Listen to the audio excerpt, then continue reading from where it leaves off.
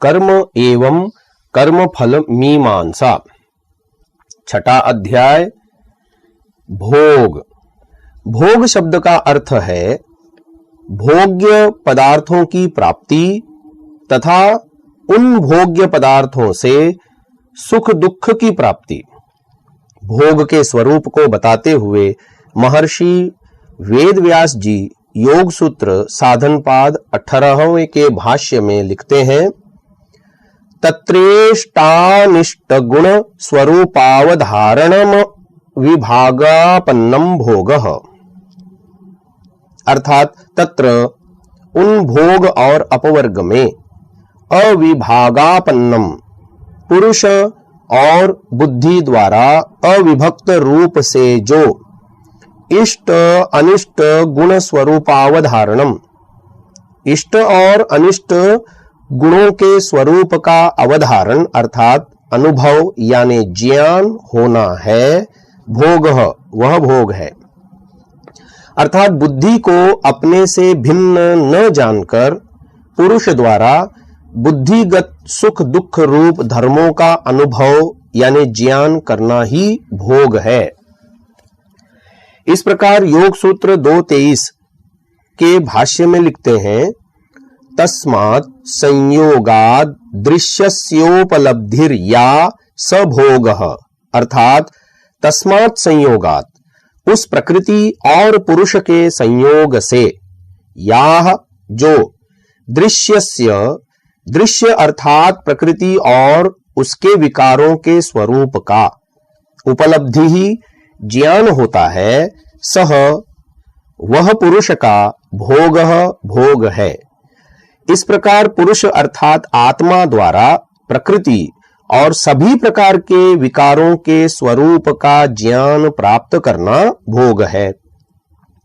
भोग शब्द को महर्षि पतंजलि भी सूत्र 3:35 अर्थात विभूति पाद में 35वें सूत्र में स्पष्ट करते हैं, सत्व पुरुषयोरत्यंता संकीर्णयोः प्रत्यय विशेषो भोगः।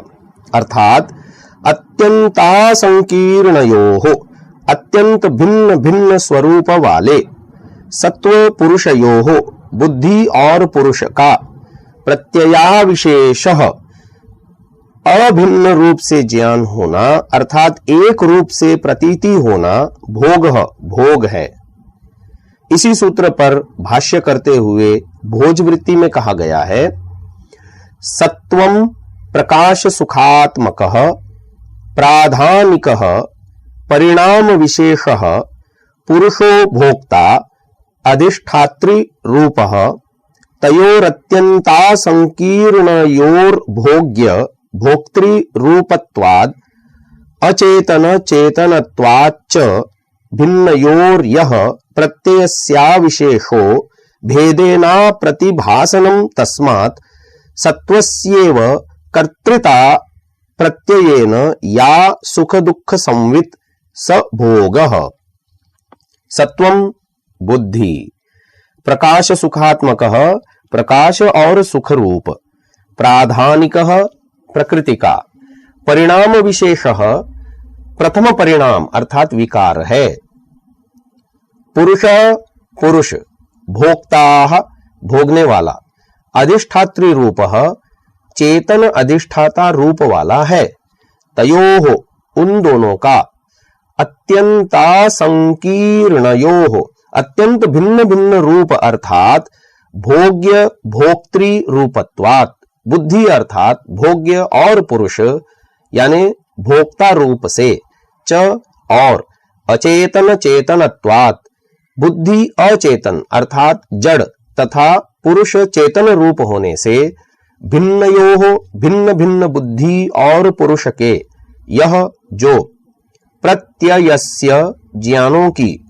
अविशेषः भिन्नता का न होना अर्थात भेदेन भेद रूप से अप्रतिभासनम भासित नहीं होता, तस्मात् उस अभेद प्रतीति से सत्वस्य बुद्धि की एव ही कर्तृता कर्तृत्व प्रत्ययेन वृत्ति अर्थात ज्ञान के द्वारा, या जो सुख दुख संवित सुख दुख का ज्ञान है, सह वह भोगः पुरुष के लिए भोग है। अतः भोग को व्यापक रूप से इस प्रकार कहा जा सकता है, पुरुष यानी आत्मा को अपने स्वरूप का यथार्थ ज्ञान न रहने से वह अपने आप को बुद्धि से अभिन्न मानता है, जिससे बुद्धिगत हुए प्रकृति और उसके विकारों अर्थात सांसारिक पदार्थों एवं उनसे सुख दुख की प्रतीति होना भोग कहलाता है। यह भोग की व्यापक परिभाषा है, जिसमें सभी प्रकार के सुख दुखों की अनुभूतियां सम्मिलित हैं। इस पर विशेष ज्ञान हेतु पातंजल योग दर्शन देखें। परंतु इस प्रकार से प्राप्त होने वाले सभी अनुभूतियां ज्ञान एवं भोग्य पदार्थों की प्राप्ति को हमारे संचित कर्माशय का फल नहीं कहा जा सकता, क्योंकि पुरुष संसार में व्यवहार करता है और सांसारिक विषयों को बुद्धि के माध्यम से प्राप्त करता है। अतः बुद्धि के द्वारा सभी सांसारिक विषयों की प्राप्ति तो भोग के अंदर आती है, परंतु सभी भोग कर्म फल नहीं है। यह भोग की व्यापक परिभाषा है, जो सभी प्रकार के भोग्य पदार्थों की प्राप्ति एवं उनसे होने वाले सुख दुखों को अपनी परिधि में लेती है। दूसरी ओर सूत्र 2.13 में कहे गए जात्यायुर्भोगाः में कहा गया भोग केवल मात्र उन भोगों को इंगित करता है जो जीवात्मा को उसके द्वारा संचित कर्माशय के आधार पर मिलते हैं। इस अंतर को समझे बिना कर्मफल के रूप में प्राप्त होने वाले भोग के वास्तविक अभिप्राय को हम समझ ही नहीं सकते। इसी भेद को न समझने के कारण ही हम संसार में प्राप्त सभी भोगों और सुख दुखों को हम अपने पूर्व जन्मों एवं वर्तमान जन्म तक के कर्मों का फल मान बैठते हैं। यह मान्यता सिद्धांत विरुद्ध है, क्योंकि मानव जब संसार में व्यवहार करेगा तो उसे जो भी इष्ट या अनिष्ट सुख या दुख की प्राप्ति होगी वह सभी भोग की श्रेणी में आएगी, परंतु फिर भी ये सभी हमारे पूर्व संचित कर्माशय से संबद्ध नहीं होते। अतः हम यहाँ भोग की व्यापक तथा कर्मफल वाली श्रेणी को ध्यान पूर्वक समझेंगे। कर्मफल मीमांसा में प्रयुक्त भोग शब्द का अर्थ है कि कर्मानुसार भोग्य पदार्थों की प्राप्ति। मनुष्य को उन भोग्य पदार्थों के भोग से सुख दुख की प्राप्ति भी होती है। कर्मानुसार मिलने वाले भोग्य पदार्थों और उनसे प्राप्त होने वाले सुख दुखों को भी दो भागों में बांटा जा सकता है।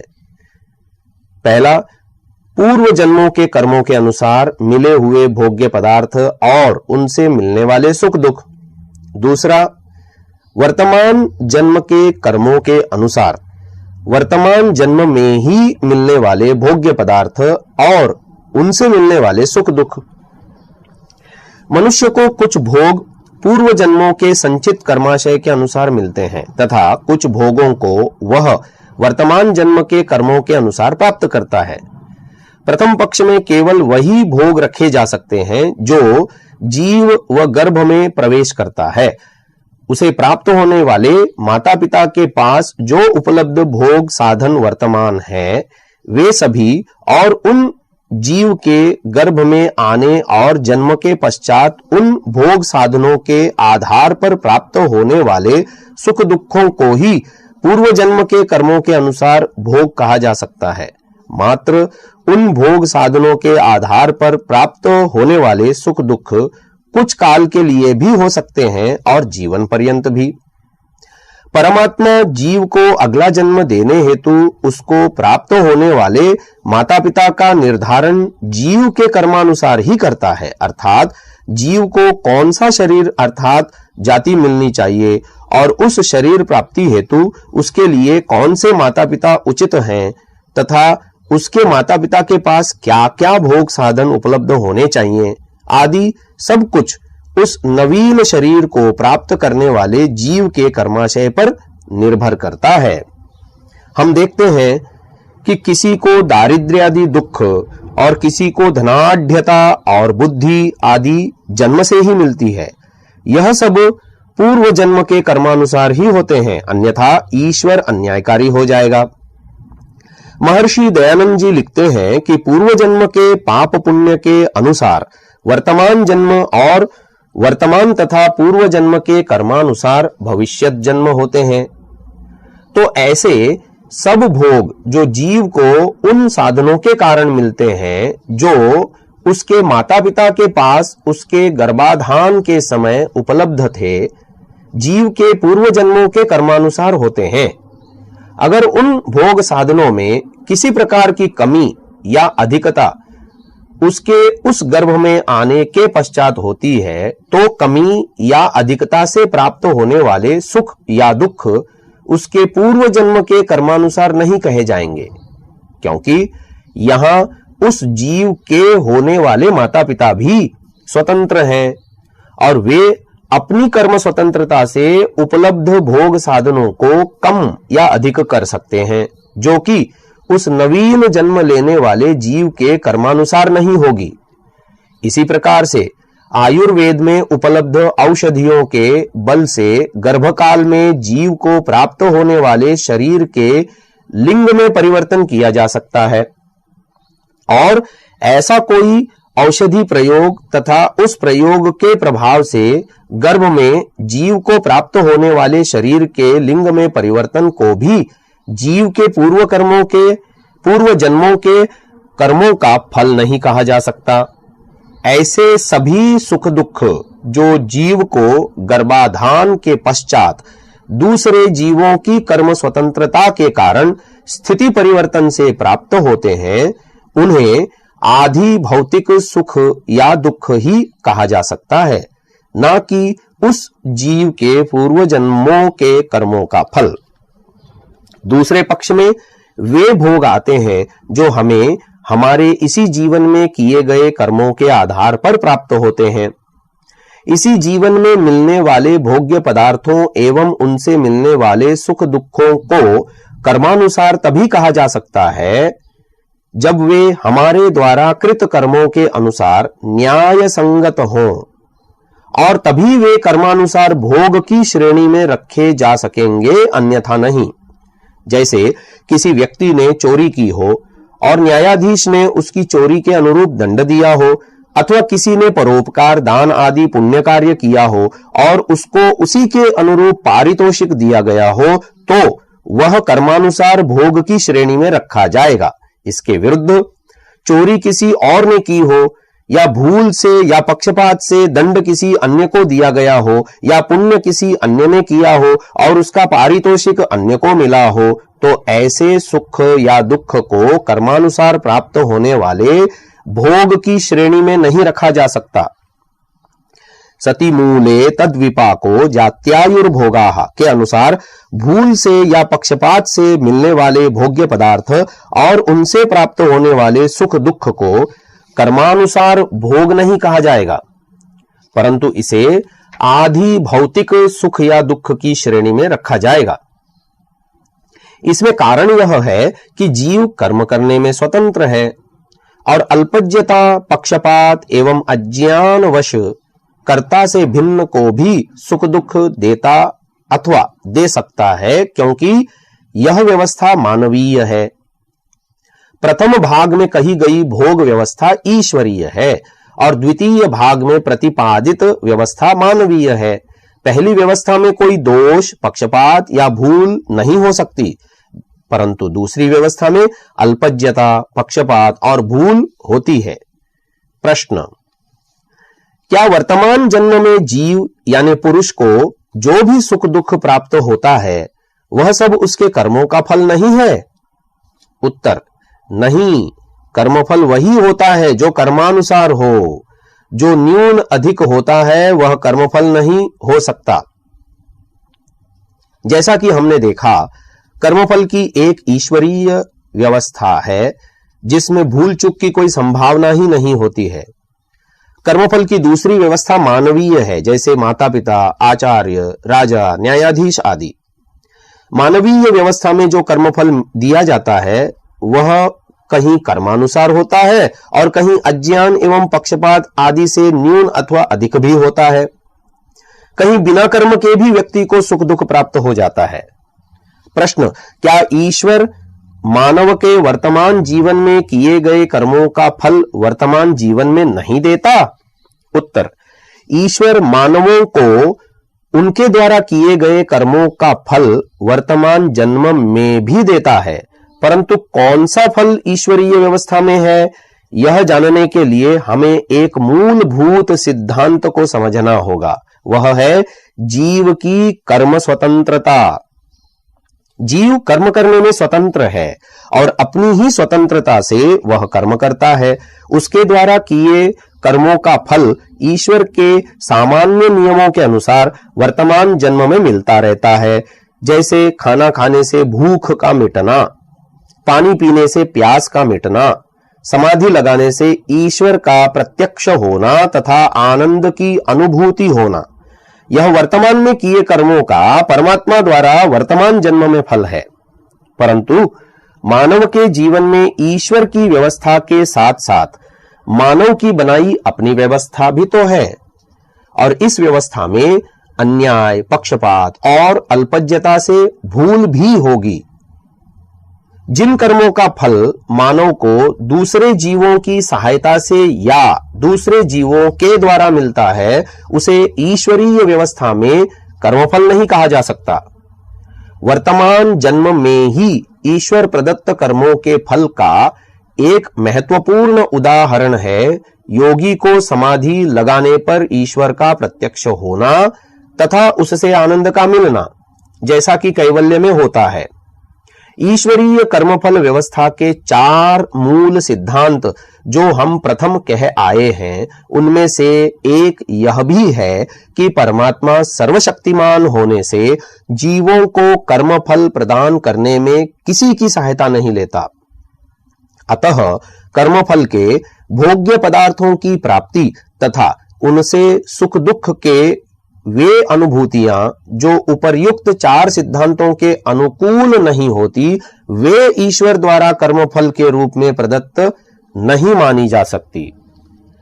कभी कभी मानव के जीवन में दारुण दुख आते हैं, तो ऐसी अवस्था में जीव का यह मानना कि ये दुख पूर्व जन्मों के कर्मों के फल हैं, ठीक नहीं है। मानव को इस जीवन में भी 3 प्रकार के सुख तथा दुख मिलते हैं, जिनमें सबको पूर्व किए कर्मों से संबंधित नहीं कहा जा सकता। ये है आध्यात्मिक, आधिभौतिक तथा आधिदैविक दुख। प्रथम है आध्यात्मिक दुख। आध्यात्मिक दुख उन्हें कहते हैं जो मुख्यतः अपने दोषों के कारण मिलते हैं, जैसे शरीर में ज्वर आदि रोग तथा मूर्खता आदि होना। स्वामी दयानंद जी के शब्दों में जो आत्मा शरीर में अविद्या, राग द्वेष, मूर्खता और ज्वरादि पीड़ा होते हैं, उन्हें आध्यात्मिक दुख कहते हैं।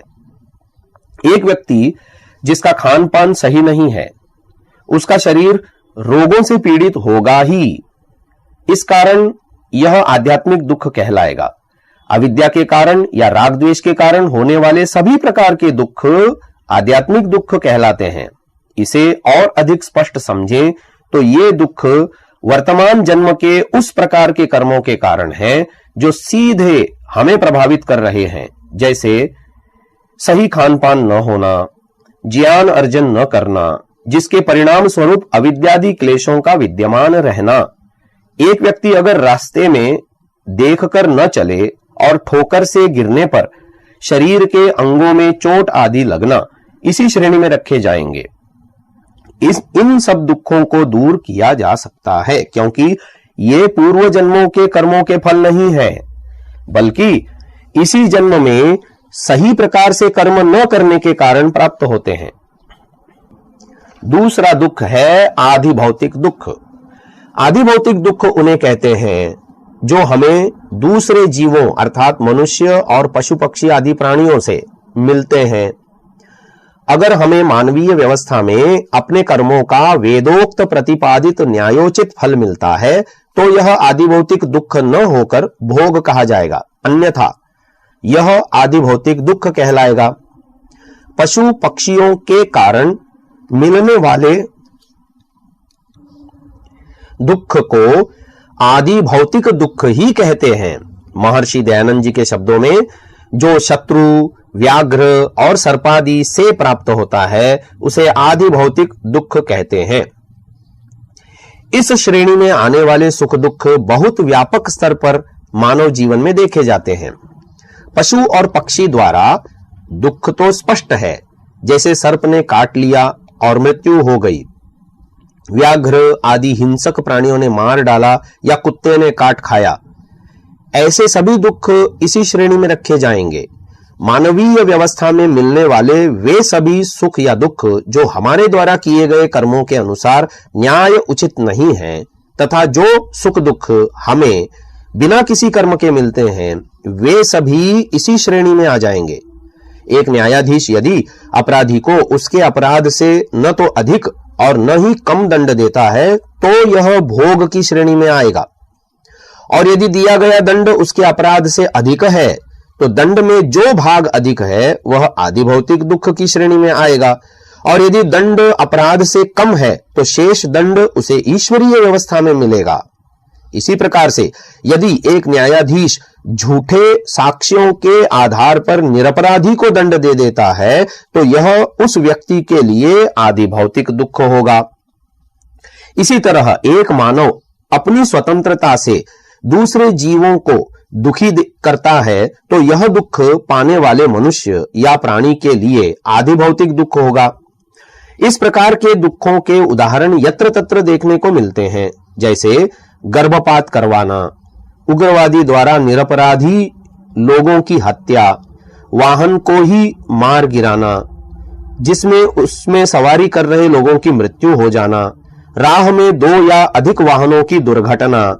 इन हत्याओं या दुर्घटनाओं से होने वाली मृत्युओं के कारण उन लोगों के रिश्तेदार, माता पिता, पुत्र पुत्री, पति पत्नी आदि को दुख होना, धन के लिए पक्षपात, अन्याय करना, दूसरों की हत्या या दुख पहुंचाना, भूमि पर अधिकार के लिए अपराध, स्त्री आदि के लिए अन्याय, पक्षपात, हत्या आदि अपराध तथा स्त्रियों के साथ व्यभिचार आदि पाप कर्म करना।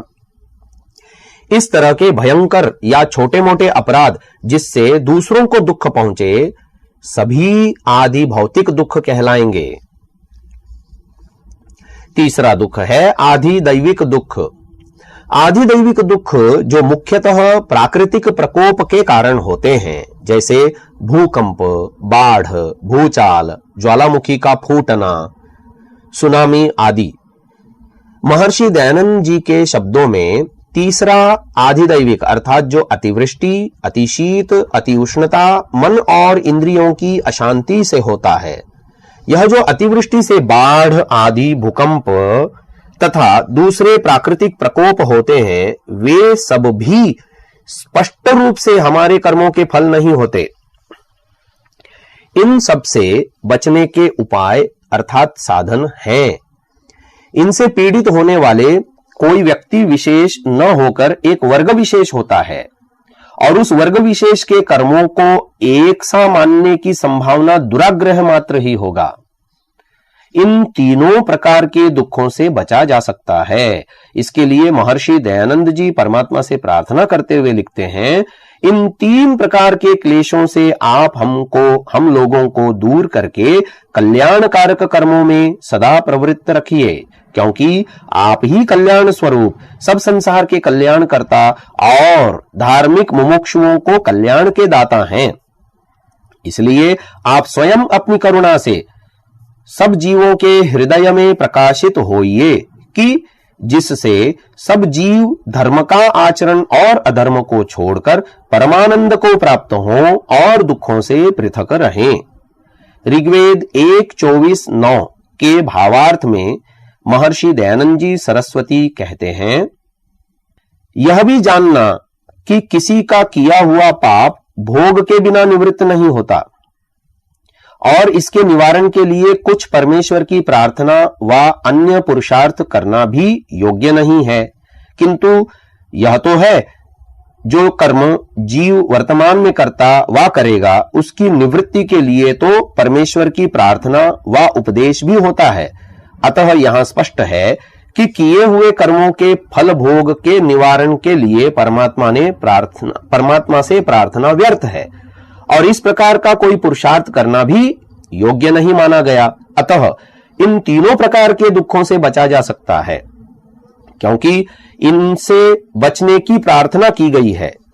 दूसरी ओर ईश्वरीय व्यवस्था में कर्मफल से तो बचा ही नहीं जा सकता। अतः व्यर्थ की प्रार्थना बेकार होती है, क्योंकि परमात्मा न्यायकारी है और परमात्मा कृत कर्मों को क्षमा नहीं करता। इस हेतु से भी यह पूर्व जन्मों के कर्मों का फल नहीं है। आधिदैविक तथा आधि भौतिक दुख तो मनुष्य को दूसरे जीवों या प्रकृति के माध्यम से ही मिलते हैं, जबकि परमात्मा कर्मफल प्रदान करने में किसी की सहायता नहीं लेता। इससे भी इन दोनों प्रकार के दुखों को भी हमारे कर्मों का फल नहीं कहा जा सकता। प्रश्न, तो हमें यह दुख क्यों मिलते हैं? उत्तर, हम मानवीय समाज में रहते हैं और अगर कोई जीव अपनी स्वतंत्रता द्वारा अपने कर्मों से दूसरे मनुष्यों व प्राणियों को दुख पहुंचाता है, तो दुख पाने वाले प्राणी को यह दुख अनावश्यक रूप से मिला है। तभी तो उस कर्म के कर्ता ने कोई पाप किया जिसका उसे दंड भोगना पड़ेगा। तभी तो मानवीय व्यवस्था में उस दोषी व्यक्ति को पकड़कर राज्य की व्यवस्था के अनुसार दंड दिया जाएगा। अगर उस व्यक्ति के कर्म से दुख पाने वाले व्यक्ति या प्राणी को प्राप्त होने वाले दुख उसका कर्मफल माना जाए, तो उस कर्म के कर्ता को दंडित नहीं करना चाहिए, बल्कि उसे पारितोषिक मिलना चाहिए। उदाहरण के लिए, सोहन ने मोहन के घर चोरी की, तो सोहन को पुलिस पकड़कर उसे कारावास में डाल दिया, क्योंकि सोहन ने चोरी कर मोहन के धनादि की हानि करते हुए उसे दुख पहुंचाया। सोहन ने अपराध किया और उसे उसका दंड मिला। अगर सोहन ने अपराध न किया हो तो उसे दंड नहीं मिलना चाहिए। अगर चोरी के कारण से मिलने वाला दुख मोहन के पूर्व जन्मों के कर्मों का फल माना जाए, तो सोहन ने कोई अपराध ही नहीं किया, ऐसा मानना चाहिए और उसे कारावास भी नहीं मिलना चाहिए। कोई भी मानवीय व्यवस्था किसी भी मनुष्य को दूसरे मनुष्यों के कारण से प्राप्त दुखों को उसके द्वारा पूर्व जन्मों में कृत कर्मों का फल मानकर नहीं चलती और नहीं चल सकती है। इसी तरह हम देखते हैं कि राज्य के दंडाधिकारियों से सोहन के अपराध के लिए विधि अनुसार सोहन को दंडित कर उसे दुख पहुंचाया। इसके लिए उन्हें कोई दंड नहीं मिलता, क्योंकि उन्होंने स्थापित मानवीय व्यवस्था के अनुसार एक अपराधी को उसके कर्मों का फल दिया है। मानवीय समाज में रहते हुए हम दूसरे के कर्मों के कारण भी सुख दुख प्राप्त करते रहते हैं और उन सुख दुखों को हमारे अपने कर्मों से संबंधित नहीं किया जा सकता। जो भी कर्म किया जाता है उस कर्म का परिणाम, प्रभाव और फल अलग अलग होता है और उसमें से परिणाम और प्रभाव दूसरे व्यक्तियों पर भी होता है। कर्म के परिणाम, प्रभाव और फल को निम्न प्रकार से समझना चाहिए। प्रथम है कर्म का परिणाम। कर्म का परिणाम वह होता है जो उस कर्म के परिणाम स्वरूप तत्काल में होने वाला कार्य है। जैसे किसी व्यक्ति ने दूसरे को चाकू मारा और उससे अगले व्यक्ति की मृत्यु हो गई। इसमें कर्म है चाकू मारना और कर्म का परिणाम है दूसरे व्यक्ति की मृत्यु। कर्म का परिणाम उसके प्रति प्रधानता से होता है जिसके प्रति कर्म किया जाता है। यदि कर्म स्वयं के प्रति हो तो परिणाम स्वयं के प्रति प्राप्त होगा और यदि कर्म दूसरों के प्रति हो तो परिणाम दूसरों को प्राप्त होता है। अगला है कर्म का प्रभाव। किए गए कर्म के परिणाम के कारण दूसरे व्यक्तियों पर होने वाला असर उस कर्म का प्रभाव कहलाएगा। उपर्युक्त चाकू मारने रूपी कर्म का परिणाम था दूसरे व्यक्ति की मृत्यु, और इस मृत्यु से उस व्यक्ति के मित्रों बंधुओं को दुख पहुंचा और उस मृत व्यक्ति के कुछ शत्रुओं को प्रसन्नता भी हुई। इसी से उस चाकू मारने वाले व्यक्ति को उसके अपराध का दंड मिलने पर उसके परिवार के आश्रित लोगों एवं मित्र बंधुओं को दुख तथा उसके शत्रुओं को प्रसन्नता कि देखो बुरे काम का बुरा फल मिल गया। यह कर्म का प्रभाव कई बार बहुत व्यापक होता है। तीसरा है कर्म का फल। उस किए हुए कर्म का फल मिलना यह दो प्रकार से होता है। पहला प्रकार, मानवीय न्याय व्यवस्था में चाकू मारने वाले व्यक्ति को पकड़कर न्यायालय में प्रस्तुत करना तथा कारावास में डालना, मानवीय न्याय व्यवस्था द्वारा निश्चित दंड का भोग। दूसरा कर्म का फल है ईश्वरीय न्याय व्यवस्था द्वारा उस कर्म का फल। अगर चाकू मारने वाला व्यक्ति मानवीय न्याय व्यवस्था में दंड नहीं पाता या कम दंड पाता है तो शेष दंड उसे ईश्वरीय व्यवस्था के अनुसार भोगना पड़ेगा, और यदि उसे मानवीय दंड व्यवस्था में किए गए अपराध की अपेक्षा अधिक दंड मिल जाता है तो वह उसको आदि भौतिक दुख होगा। इस तरह हम देखते हैं कि मानव को मिलने वाला प्रत्येक सुख दुख उसके पूर्व जन्मों या वर्तमान जन्म के भी कर्मों का फल नहीं होता। जो कुछ भी हम भोगते हैं वह सब ईश्वरीय कर्मफल व्यवस्था के अनुसार भोग की श्रेणी में नहीं रखा जा सकता। ईश्वरीय व्यवस्था में प्राप्त कर्म फलों से पृथक भी हमें बहुत से सुख दुख मिलते हैं जो हमें मानवीय समाज में रहने के कारण भोगने पड़ते हैं। जिस तरह 3 प्रकार के दुखों की व्याख्या की गई है उसी प्रकार से 3 प्रकार के सुख भी होते हैं, और वे भी हमारे पूर्व जन्मों के कर्मों से संबंधित नहीं हो सकते। हमें इस विवेचन को सही ढंग से समझना होगा, तभी हम अपने जीवन में सत्य को अपना सकेंगे तथा अपने आगे के कर्मों को सही कर सकेंगे। प्रश्न, जैसा कि यह सिद्धांत है कि बहुधा आधि भौतिक तथा आधि दैविक दुख न तो हमारे पूर्व जन्मों के तथा न ही हमारे वर्तमान जन्म के कर्मों का फल होते हैं, परंतु फिर भी मानवों और अन्य प्राणियों को ये दुख बिना कारण ही भोगने पड़ते हैं। ऐसे में क्या इन दुखों की किसी प्रकार से क्षतिपूर्ति संभव है? अर्थात क्या ऐसा संभव है कि इन अवांछित दुखों के बदले में उस दुख भोगने वाले जीव के समतुल्य कर्मों को भुक्त मान लिया जावे? अर्थात क्या ऐसा संभव है कि परमात्मा उन अवांछित दुखों के बदले में उस जीव के समतुल्य पाप कर्मों को भुक्त मानकर कम कर दे? उत्तर, ऐसा संभव प्रतीत नहीं होता। इस पक्ष में वेदादि सत्य शास्त्रों में कोई प्रमाण उपलब्ध नहीं होता। अगर उन अवांछित दुखों के बदले उस दुख भोगने वाले जीव के समतुल्य पाप कर्मों को परमात्मा की व्यवस्था में भुक्त मान लिया जाए तो इस व्यवस्था में निम्न प्रकार के दोष उपस्थित होंगे। पहला दोष, इन दुखों का अंततः ईश्वरीय व्यवस्था से संबद्ध मान लेना पड़ेगा, जिसमें पहले हमें दूसरे प्राणी या प्राकृतिक कारणों से दुख प्राप्त हुआ, बाद में उन दुखों के समतुल्य कृत पाप भुक्त मान लिए जाएं। दूसरा दोष, ऐसे में क्यों न पहले से ही उन दुखों को ईश्वर प्रदत्त मान लिया जाए और क्यों न जीव को प्राप्त होने वाले सभी सुखों या दुखों को ईश्वर इच्छा से ही मान लिया जाए। तीसरा दोष, आदि भौतिक दुख देने वाले मानव का कर्म पाप कर्म तो तभी कहलाएगा जब वह अपनी इच्छा से दूसरों को दुख दे। यह कर्म स्वतंत्रता का मूल सिद्धांत है, परंतु यहां तो प्राप्त दुख अंततः उस दुख पाने वाले प्राणी के कर्म फल में परिवर्तित हो गया, तो क्या ऐसे में उस दुख देने वाले मानव या प्राणी को भी पाप मुक्त मान लिया जाए? ऐसे में मानवेतर प्राणियों यथा व्याघ्र, सर्प आदि द्वारा दुख प्राप्त होने पर क्या कहोगे? क्योंकि भोग योनियां होने से वे तो स्वाभाविक रूप से हिंसा करते हैं और ये हिंसा उनका पाप कर्म नहीं होता और ना ही इस हिंसा से नवीन कर्म के रूप में कर्माशय संचित होता है।